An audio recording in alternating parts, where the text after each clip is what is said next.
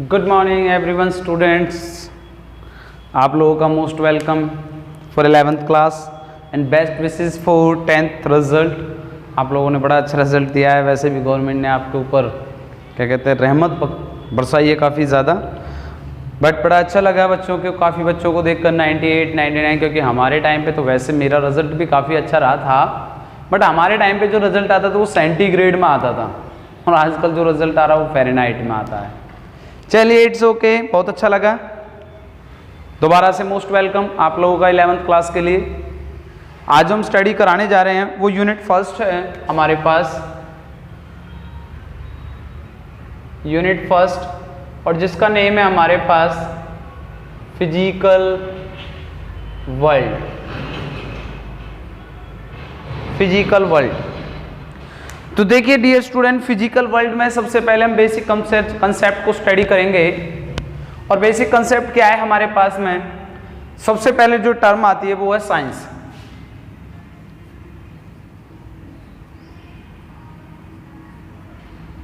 Science science क्या है? अगर मैं साइंस के बारे में बात करूं तो बहुत सारी थ्योरीज आई हैं साइंस के बारे में, बहुत सारी थ्योरीज आई हैं। कोई कुछ कहता है, कोई कुछ कहता है। साइंस के बारे में बताया गया है कि साइंस हमारे पास एक विशेष ज्ञान है जो हमें नेचर के बारे में बताता है, जीवों के बारे में बताता है और रसायन के बारे में बताता है। साइंस एक टेक्नोलॉजी है। किसी ने कहा कि हम साइंस से एक्सपेरिमेंट करके कुछ सीख सकते हैं, मैनी एक्स्ट्रा। तो हम कह सकते हैं कि science is the study of nature, biological and chemicals, many studies in it. तो देखिए डियर स्टूडेंट, अगर मैं साइंस की छोटी सी डेफिनेशन अपनी तरफ से बनाना चाहूँ तो साइंस की डेफिनेशन क्या बना सकता हूँ? साइंस की डेफिनेशन मैं ये बना सकता हूँ कि साइंस एक विशेष ज्ञान है जिसमें क्या होता है बच्चा पार्टी, उसमें हम पहले किसी चीज़ को देखते हैं, ऑब्जर्व करते हैं, ऑब्जर्व करने के बाद में फिर हम उस पर एक्सपेरिमेंट करते हैं, प्रैक्टिकल वर्क करते हैं, वही हमारे पास साइंस है। मीन्स आप लोग समझ गए होंगे मेरी आज की बात क्या है। आज मेरा पहला चैप्टर है, पहला टॉपिक है और पहला ही लेक्चर है।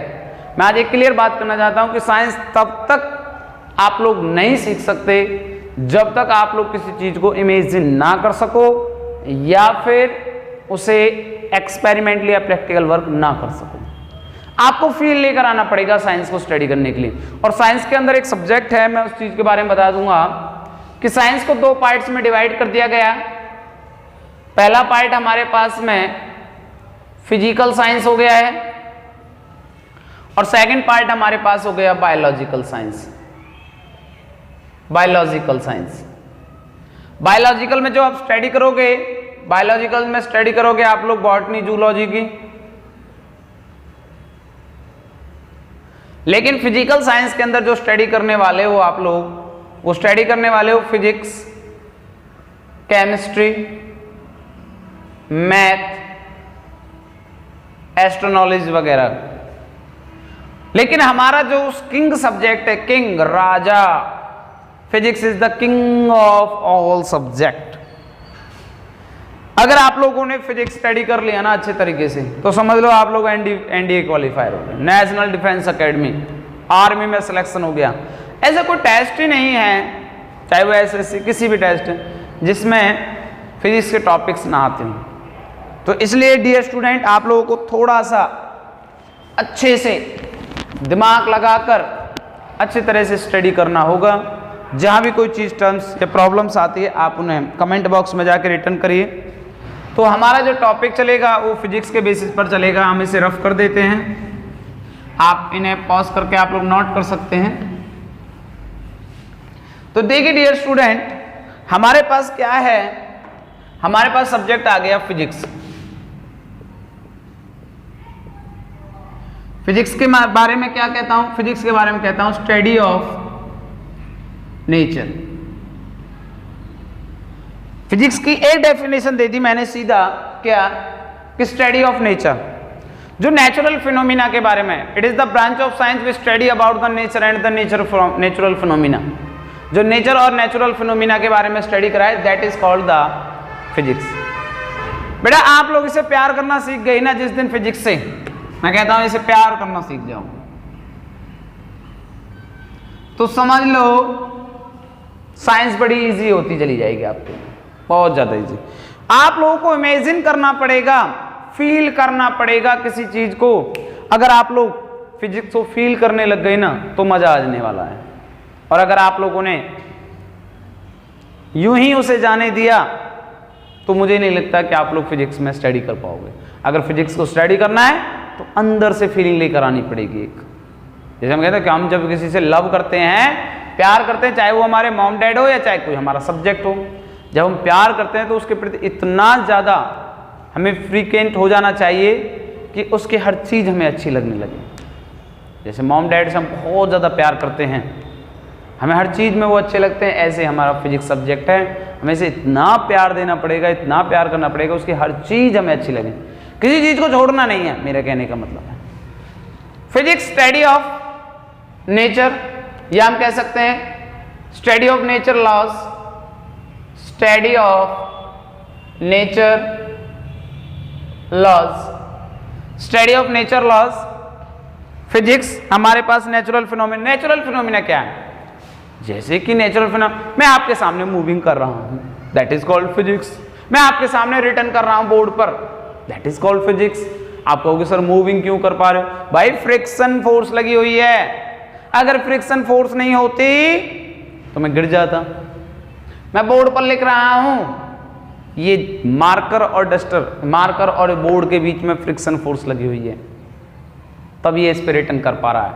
एक सरफेस इसमें से प्लेन है और एक सरफेस कैसा है? रफ। अगर दोनों ही सरफेस प्लेन हो जाते, रफ स्मूथ हो जाते, एक सरफेस स्मूथ है और एक सरफेस कैसा है? रफ, तो इस वजह से रिटर्न कर पा रहा था।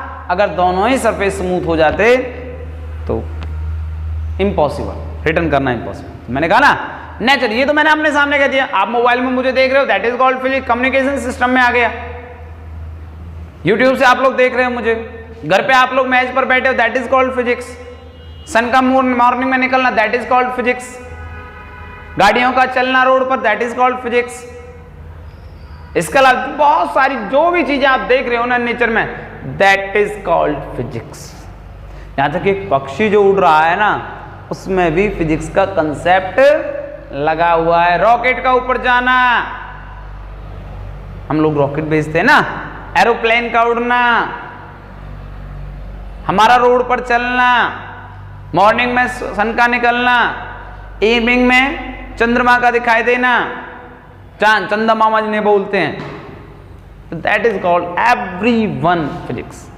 फील करिए इस चीज को, फील करने की कोशिश करिए हर चीज को।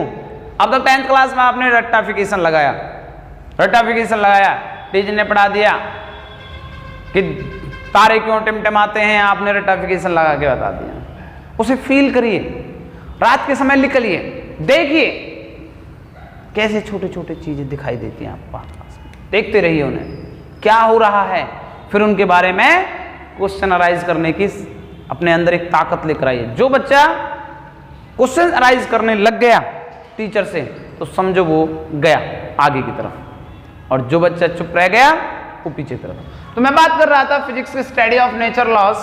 बहुत सारे लॉज के बारे में हम स्टडी करेंगे, और काफी सारे लॉज ऐसे हैं जो एक ही चीज पे कंसेप्ट, जैसे कंजर्वेशन ऑफ लॉज। कंजर्वेशन में कंजर्वेशन ऑफ एनर्जी भी स्टडी कर सकते हैं, कंजर्वेशन ऑफ चार्ज। आगे आने वाले टॉपिक्स में मैं स्टडी कराने वाला हूं आप लोगों को। अब बात आती है हमारे पास में स्टडी ऑफ नेचर लॉज हमने कर दिया है। इसके बाद में बताया गया कि हमारे पास में फिजिक्स को डिवाइड कर दिया गया है। जैसे हम कहते हैं कि फिजिक्स को हम इस तरह से लेवल पे ले सकते हैं कि फिजिक्स, हमने एक लेवल ले लिया मैक्रोस्कोपिक का, मैक्रोस्कोपिक, और एक ले लिया है माइक्रोस्कोपिक, माइक्रोस्कोपिक। मैक्रोस्कोपिक के अंदर जो आप पढ़ोगे वो क्लासिकल फिजिक्स पढ़ोगे, क्लासिकल फिजिक्स पढ़ोगे। माइक्रोस्कोपिक के अंदर जो आप पढ़ने वाले हो वो क्वांटम फिजिक्स पढ़ने वाले हो। क्वांटम फिजिक्स पढ़ लिया ना, मजे आने वाले बड़ा ज्यादा। क्वांटम फिजिक्स में हम एटम्स के बारे में एंड सब एटॉमिक पार्टिकल्स, सब एटॉमिक पार्टिकल्स, एटम्स के बारे में, इलेक्ट्रॉन के बारे में, प्रोटॉन के बारे में, न्यूट्रॉन के बारे में, अल्फा पार्टिकल के बारे में, ड्यूट्रॉन के बारे में, इन सभी पार्टिकल के बारे में जो हम स्टडी करने वाले हैं वो कहां पढ़ने वाले हैं? क्वांटम फिजिक्स में।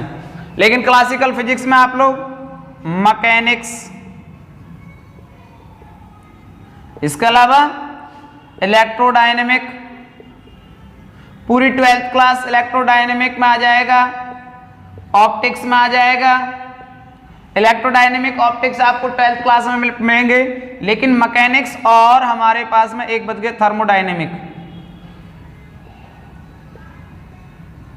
थर्मोडायनेमिक, इनके बारे में, मैकेनिक्स और थर्मोडायनेमिक के बारे में आप लोग स्टडी करने वाले हो कहां? 11th क्लास में। ये 11th क्लास में स्टडी करने वाले हो, ये आप लोग 12th क्लास में स्टडी करने वाले हो। That is called the microscopic particle, जो पार्टिकल थोड़े बड़े होते हैं। माइक्रोस्कोपिक पार्टिकल जो बहुत ही छोटे छोटे पार्टिकल्स होते हैं, उनके बारे में हम स्टडी करने वाले हैं क्वांटम फिजिक्स में। ये फिजिक्स का पोर्शन था।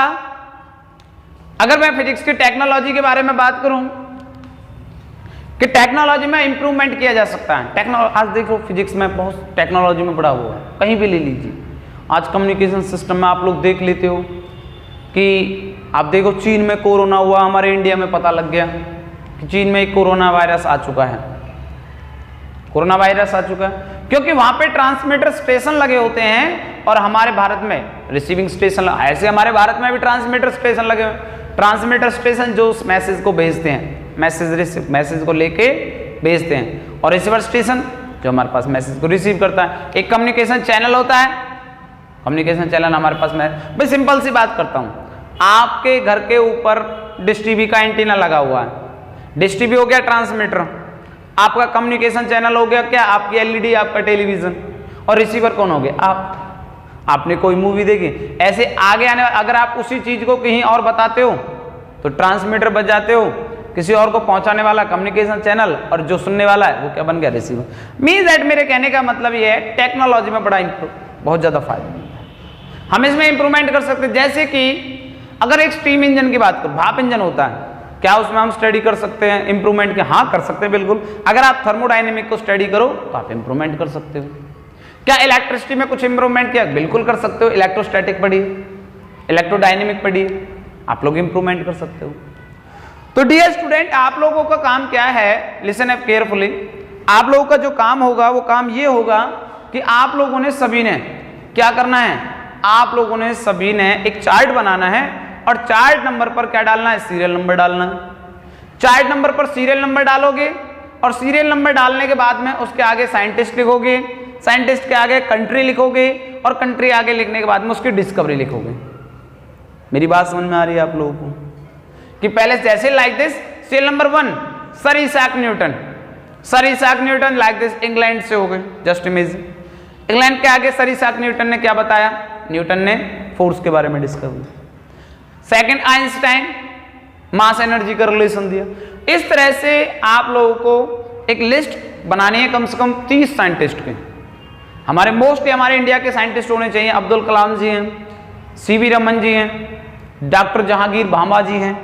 इन सभी के बारे में आप लोगों को एक लिस्ट बनानी है। मोस्टली इंडिया साइंटिस्ट होने चाहिए कि उन्होंने क्या क्या किया, उनकी डिस्कवरीज, और उन्हें फील करिए क्या किया उन्होंने, क्या बनाया था हमारे लिए, क्या यूजफुल है उन चीजों के। तो ये सभी किस में आते हैं? फिजिक्स में। तो आप लोग किसी चीज के बारे में जो स्टडी कर रहे हो, that is called the physics. यहाँ पे नेचुरल स्टडी करनी है। मैं इसे रफ कर देता हूं। तो बेसिक जो हमारे पास में आने वाला जो टॉपिक है,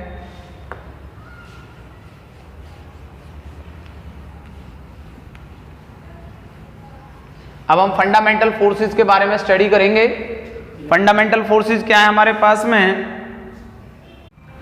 तो डियर स्टूडेंट, मैं बात कर रहा था फंडामेंटल फोर्सेस की। नेक्स्ट टॉपिक हमारे पास फंडामेंटल फोर्सेस है। फंडामेंटल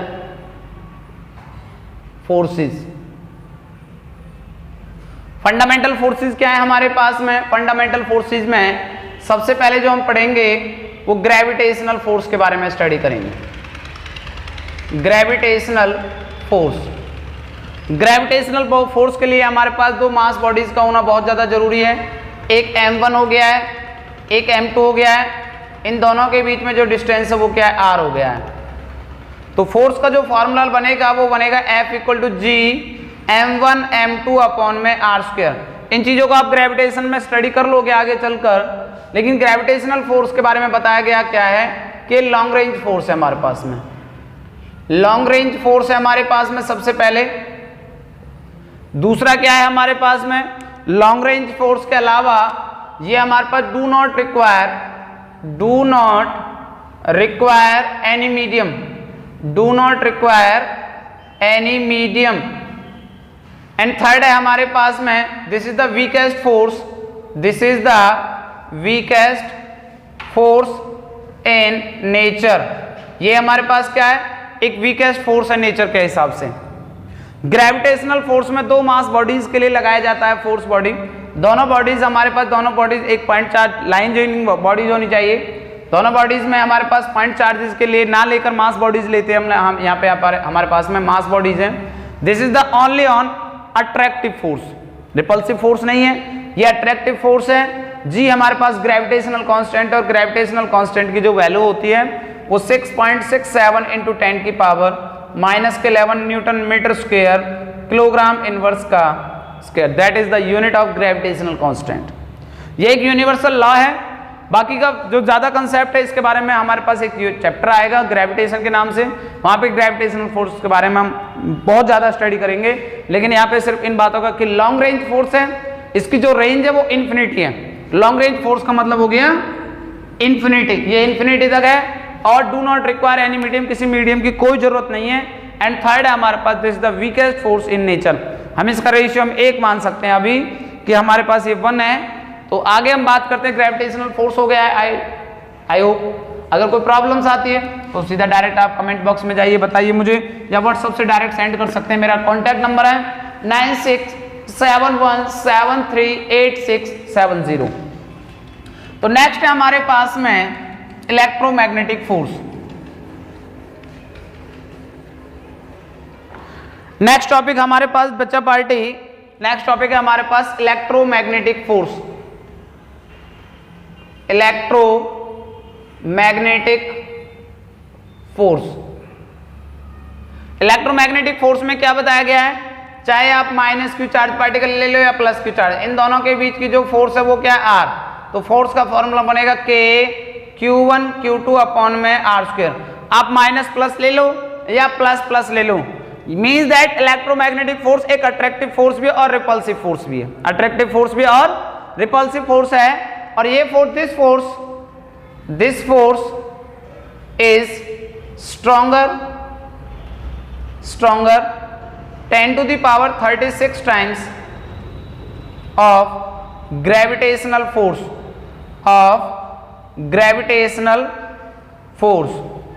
कि ग्रेविटेशनल फोर्स से 10 की पावर 36 टाइम्स ज्यादा मजबूत होती है हमारे पास इलेक्ट्रोमैग्नेटिक फोर्स। अगर मैं इलेक्ट्रोमैग्नेटिक फोर्स के बारे में स्टडी करने जाऊं तो ये फोर्स भी क्या है हमारे पास में? लॉन्ग रेंज फोर्स है। कैसा है? पहला पॉइंट लॉन्ग रेंज फोर्स है हमारे पास में। सेकंड पॉइंट क्या है? Do not require any medium, किसी मीडियम पे डिपेंड नहीं करता है। लॉन्ग रेंज फोर्स का मतलब हो गया है इन्फिनिटी। क्या हो गया है? इन्फिनिटी। और हमारे पास क्या हो गया है हमारे पास में कि ये हमारे पास में वीकेस्ट फोर्स नहीं है लेकिन स्ट्रॉन्ग फोर्स है। This is the strongest force. ये कैसी फोर्स है? स्ट्रॉन्गेस्ट फोर्स है। इलेक्ट्रोमैग्नेटिक फोर्स दो चार्ज पार्टिकल के बीच, charge particle point charge, point का मतलब है कोई चीज बहुत बड़ी, बहुत डिस्टेंस पे रखी गई है, बहुत ज्यादा दूरी पर रखी गई है। उन दोनों के बीच में लगने वाला जो फोर्स है वो डिपेंड करता है कि आप लोग मीडियम में रख रहे हो या फिर उन्हें फ्री स्पेस में रख रहे हो। तो मीडियम में रख दीजिए, वहां फोर्स कम हो जाएगा। आप लोग किसी फ्री स्पेस में रखिए, वहां फोर्स ज्यादा हो जाएगा। तो दोनों पॉइंट चार्ज के बीच में लगने वाला जो फोर्स होता है that is called the electromagnetic force. अगर माइनस क्यू और प्लस क्यू चार्ज पार्टिकल हुए, आप देख लो दोस्त दोस्त होंगे तो वो रिपल्सन करेंगे, दोस्त दुश्मन होंगे तो वो क्या करेंगे, अट्रैक्शन करेंगे। Means that plus plus charge minus minus charge always repulsive and plus minus and minus plus are always attractive force. Okay, तो यहाँ पे माइनस क्यू प्लस क्यू ये अट्रैक्टिव फोर्स है। तो ग्रेविटेशनल फोर्स सिर्फ ओनली अट्रैक्टिव फोर्स थी, लेकिन electromagnetic force क्या है, अट्रैक्टिव के अलावा रिपल्सिव फोर्स भी है। तो आई होप मेरी बात आपको समझ में आ गई होंगी।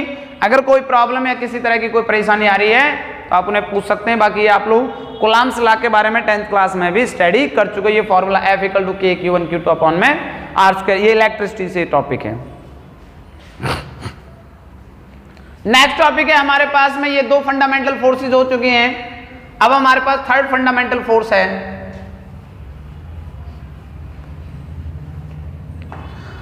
थर्ड फंडामेंटल फोर्स क्या है हमारे पास में, थर्ड फंडामेंटल फोर्स है हमारे पास strong nuclear force. Strong nuclear force. देखिए बेटा, ये हमारे पास एटम है, ये हमारे पास क्या हो गया, न्यूक्लियस। रदरफोर्ड ने बताया था कि एटम के सेंटर में एक कोर है जिसे हम क्या कहते हैं, न्यूक्लियस कहते हैं। क्या बोलते हैं, न्यूक्लियस। न्यूक्लियस, अब न्यूक्लियस को बाहर निकाल लीजिए। न्यूक्लियस के इनसाइड में न्यूट्रॉन और प्रोटॉन अंदर होते हैं और इलेक्ट्रॉन उसके आउटसाइड में क्या करते हैं, रिवॉल्व करते हैं। तो देखिए बेटा, जो इलेक्ट्रॉन न्यूक्लियस के आउटसाइड में रिवॉल्व करते हैं, ये रिवॉल्व करते हैं इलेक्ट्रोस्टैटिक फोर्स से, इलेक्ट्रोमैग्नेटिक फोर्स हो गई है। लेकिन हमारे पास न्यूट्रॉन और प्रोटॉन न्यूक्लियस के इनसाइड में रेस्ट पोजीशन पर हैं। तो यहां पर जो फोर्स लग रही है that is called the strong nuclear force. Neutron और प्रोटॉन अगर एक दूसरे के साथ में बाइंड, न्यूट्रॉन न्यूट्रॉन हो, प्रोटॉन प्रोटॉन हो या प्रोटॉन न्यूट्रॉन हो, अगर ये स्ट्रॉन्ग इसके न्यूक्लियस के इनसाइड में है तो यहां पर जो फोर्स लगी हुई है वो कैसी फोर्स लगी हुई है, स्ट्रॉन्ग न्यूक्लियर फोर्स। और स्ट्रॉन्ग न्यूक्लियर फोर्स नेचर के हिसाब से स्ट्रॉन्ग, सबसे ज्यादा स्ट्रॉन्ग फोर्स है। तो सबसे पहले क्या आया कि ये हमारे पास क्या है, शॉर्ट रेंज फोर्स है। कैसा है, शॉर्ट रेंज फोर्स। ये शॉर्ट रेंज फोर्स है हमारे पास, जिसका ऑर्डर 10⁻⁻15 मीटर के अप्रोक्सीमेट होता है। सेकंड क्या हो गया है, do not depend on charge, do not depend on charge. And third है हमारे पास, this is the strongest force, this is the strongest force in nature, this is the strongest force in nature, 10 to the power 38 times, 10 to the power 38 times greater than, stronger than हम कह सकते हैं, 10 to the power 38 times stronger than gravitational force, gravitational force. कि gravitational force से 10⁻38 times ज्यादा मजबूत है क्या, स्ट्रॉन्ग न्यूक्लियर फोर्स। अगर न्यूट्रॉन और प्रोटॉन को बाइंड करके जो रख रहा है inside the nucleus, that is called the strong nuclear force. Neutron proton को क्या कर रहा है, बाइंड कर रहा है। बाइंड मतलब जोड़ रहा है, किसके अंदर, न्यूक्लियस के इनसाइड में, that is called the strong nuclear force. तो देखिए डियर स्टूडेंट, मैं बात कर रहा हूं कि न्यूट्रॉन प्रोटॉन, अगर हम इलेक्ट्रॉन को बाहर कर दें, यहां से हटा दें, तो न्यूट्रॉन और प्रोटॉन का जो कॉम्बिनेशन होता है दैट इज कॉल्ड न्यूक्लियॉन्स। क्या बोला जाता है, न्यूक्लियॉन्स। तो आई होप मेरी बात समझ में आ गई होगी। आप इन्हें पॉज करके आप लोग इन्हें नोट कर सकते हैं। एंड लास्ट एंड फाइनल हमारे पास जो फोर्स बच गया है वो बच गया weak force.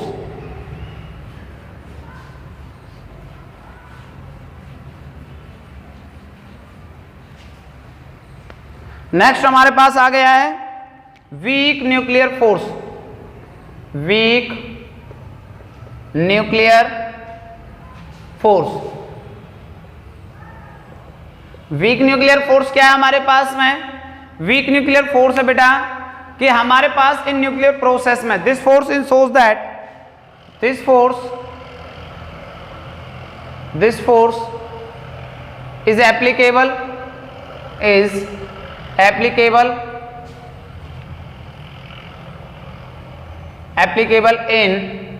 nuclear process।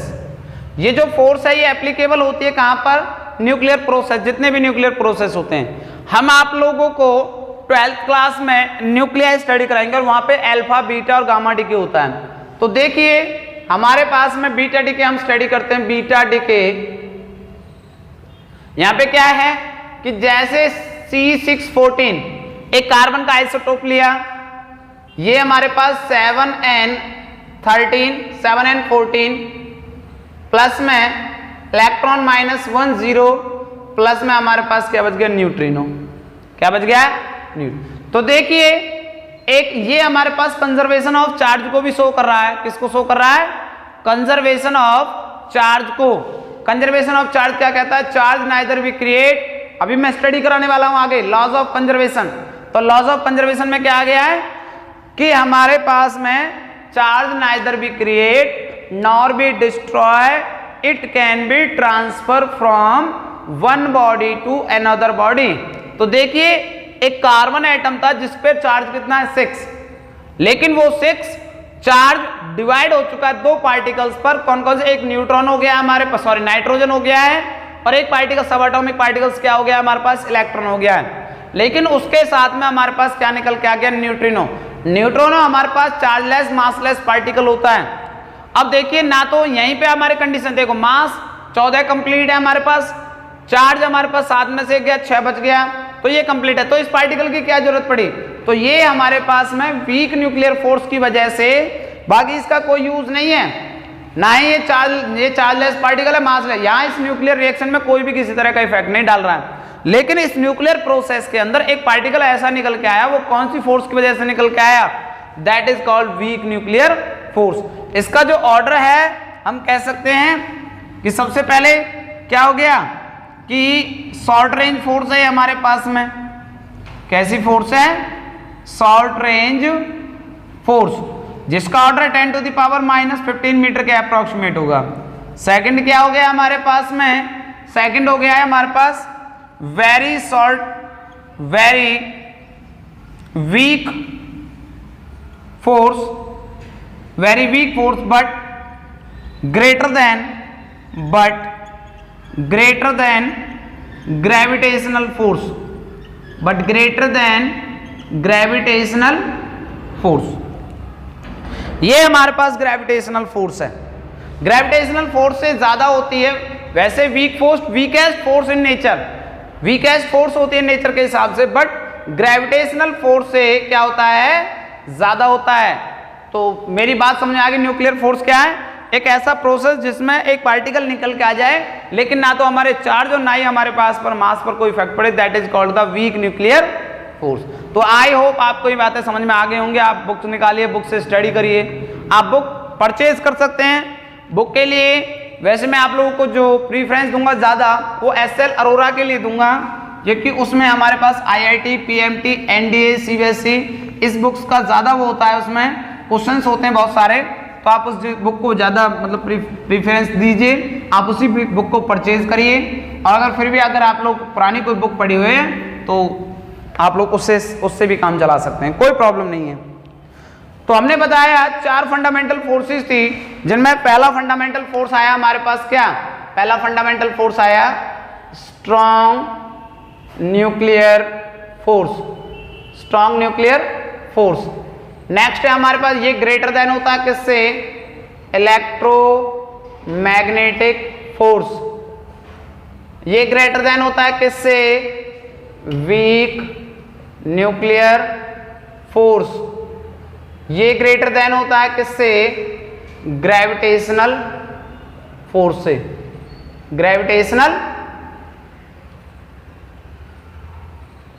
Gravitational force से। अगर मैं कहूं कि स्ट्रॉन्ग न्यूक्लियर फोर्स हमारे पास 1 है, तो इलेक्ट्रोमैग्नेटिक फोर्स उससे 10⁻⁻2, और ये इसका 10⁻⁻13, और ये हमारे पास 10⁻⁻38। ये रेशियोज है हमारे पास में, इतना कंपैरिजन हो सकता है इसमें। तो ये हमने ग्रेविटेशनल फोर्स, फंडामेंटल फोर्सेस के बारे में आप लोगों को एक्सप्लेन किया। मैं बात कर रहा था बच्चा पार्टी कि conservation of energy and conservation of charge. जिस तरह से energy neither be create nor be destroy, it can be transfer from one body to another body. Energy को ना तो डिस्ट्रॉय किया जा सकता, जैसे एनर्जी और चार्ज का सेम है कि एनर्जी और चार्ज को ना तो डिस्ट्रॉय किया जा सकता है ना ही क्रिएट किया जा सकता है, सिर्फ इन्हें ट्रांसफर किया जा सकता है one body to another body या one form to another form. जैसे मैं बात कर रहा था किसकी, अभी मैंने कंजर्वेशन ऑफ चार्ज पढ़ाया था, तो आई होप आपको समझ में आ गया होगा। लेकिन कंजर्वेशन ऑफ एनर्जी क्या होता है? कंजर्वेशन ऑफ एनर्जी होता है जैसे ये बॉडी रेस्ट में है तो this is the potential energy. अगर मैं इसे मोशन करने इसे नीचे डाल दूं तो ये किस में आ गया? काइनेटिक एनर्जी में आ गया। अगर मैं किसी बॉडी पर मैकेनिकल वर्क डन करूं, जैसे मैकेनिकल वर्क डन कर रहा हूं इस तरह से, ये मैकेनिकल वर्क है और मैकेनिकल वर्क करते करते हमारे पास क्या आ रहा है? हीट एनर्जी डेवलप हो रहा है। कई बार ऐसा होता है हमारी मोटर चलती है, मैकेनिकल वर्क डन कर रही है, लेकिन हमारे पास इलेक्ट्रिसिटी डेवलप कर रहा है, हीट जनरेट कर रहा है। तो ये हमारे पास क्या होता है? Conservation of energy. नेक्स्ट है हमारे पास conservation of momentum and angular momentum. Conservation of momentum, अगर कोई बॉडी रेस्ट में है तो वो रेस्ट में रहेगी, और अगर मोशन में है तो मोशन में रहेगी। कब तक? जब तक आप उस पर किसी भी तरह का एक्सटर्नल फोर्स अप्लाई नहीं करते हो। अगर आपने एक्सटर्नल फोर्स अप्लाई कर दिया तो वो मोशन में भी आ सकता है और रेस्ट। ये प्रोसेस एप्लीकेबल है किसके लिए? Conservation of loss, conservation of उसके लिए, कंजर्वेशन ऑफ मोमेंटम के लिए और कंजर्वेशन ऑफ एंगुलर मोमेंटम के लिए। तो आई होप डियर स्टूडेंट, अगर कोई भी टॉपिक ऐसा है जो आपको समझ में नहीं आया हो तो आप डायरेक्ट हमारे पास कमेंट बॉक्स में जाइए, कमेंट बॉक्स में रिटर्न करिए, या फिर डायरेक्ट मेरे कॉन्टैक्ट नंबर पर सेंड करिए अपनी प्रॉब्लम्स, या फिर कोई टॉपिक ऐसा है जो समझ में नहीं आ रहा हो उसे भेजिए, तो मैं आप लोग की हर हेल्प के लिए तैयार हूँ। लेकिन आप लोगों से एक रिक्वेस्ट करूंगा कि आप मेरी वीडियोस को लाइक करें, सब्सक्राइब करें। चैनल नेम क्या हो गया? रचित सर फिजिक्स गुरु, ये चैनल नेम है। आप इसे लाइक करें और सब्सक्राइब करें, और आने जो भी आपके फ्रेंड सर्कल आप उनसे कहिए कि चैनल लाइक और सब्सक्राइब करना। Okay, thank you so much.